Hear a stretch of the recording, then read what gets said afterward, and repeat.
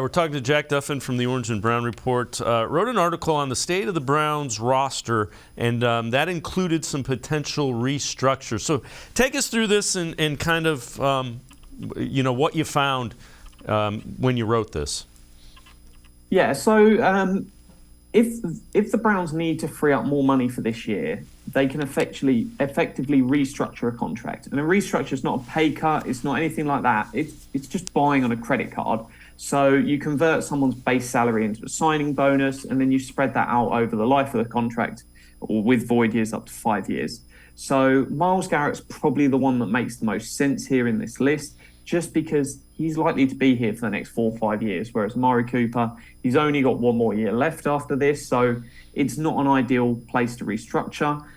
So you can spread that out, and yeah, that will mean Myles Garrett's cap hits go up in the next few years. But if you need to free up a little bit more cash now, that would be the way to go and do it.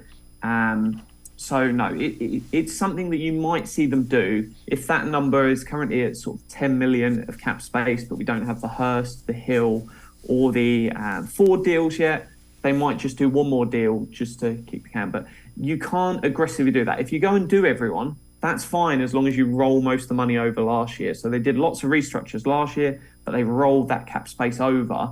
You can't just go and create a load of space, spend it all, and then you get to next year and you're like, great, we need to cut about 7 of the start in 22 just to be cap compliant. When you talk about the salary cap, eventually that comes due, but are they structuring these in a way that it's not going to be a colossal hit? Yeah, so it's why I look at the cash spend, because typically if your cash spend's at a decent level, you can then just backload. And I'd say a good way of describing it is effectively they're spending next year's salary cap every single year. And the reason for that is if the cap continues to go up and you don't have a pandemic, and that's what blew the entire Saints organization up, of there was a drop in the salary cap because of the pandemic, and suddenly all of their planned formulas for how their cap's going to increase, so spending increases, went wrong. But if you spend next year's salary cap every single year, well, the cap keeps going up by roughly the same percent each year. You're effectively just getting an extra 12% to spend than everyone else in the league. Phenomenal. So as long as it keeps going that way, everything's fine. But what you can't do is if you suddenly go, oh, let's just spend an extra 10 million each year. Well, if you do that, then suddenly you start having to make big cuts and you run a giant deficit.